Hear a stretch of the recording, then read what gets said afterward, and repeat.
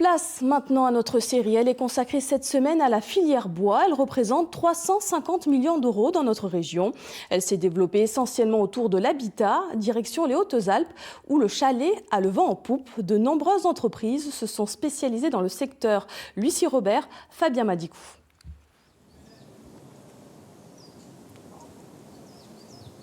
C'est une forêt aux multiples essences. Épicéas, sapins et le roi mélèze qui recouvrent ici plus de la moitié du territoire. Dans les Hautes-Alpes, la forêt fait vivre les hommes. Cette scierie a près de 50 ans, une affaire de famille. Ce matin, arrivage de mélèze.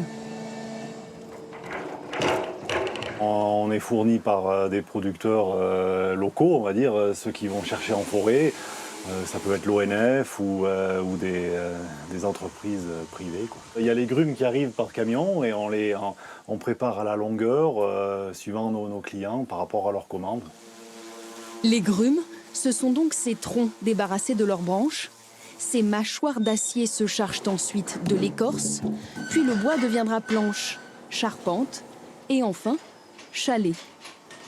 Construit par une entreprise locale, celui-ci se visite. Donc là, vous êtes donc dans la pièce principale. Donc ici, on est entièrement en mélèze de pays, de la vallée de Nevache. Sur la partie des murs, en fait, on est sur un bardage, c'est un mélèze thermo, en fait. Comptez ici 4 500 € le mètre carré en moyenne pour un intérieur entièrement artisanal.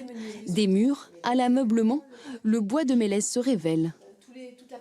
Ça me permet aussi de leur montrer comment, dans 10 ans, leur chalet sera en termes de couleur du bois. On le voit sur les extérieurs, les parties qui sont à la neige, elles vont griser.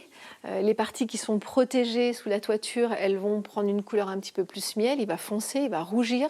Donc en fonction de l'exposition, en fait, le mélèze va évoluer avec le temps. Le résultat d'un savoir-faire ancré au territoire, la région est une étape essentielle pour les compagnons du Tour de France, comme Théo Constant, tout juste 20 ans, et aspirant menuisier. C'est ma première ville sur le Tour de France. Donc pour l'instant, ça se passe bien. J'ai trouvé une entreprise. À l'entreprise, ça se passe bien. Je travaille plus le bois que ce que je faisais. Donc c'est ce qui est bien aussi de changer d'entreprise, changer de région. Et je découvre du coup d'autres techniques, d'autres essences de bois, le mélèze, que je ne connaissais pas.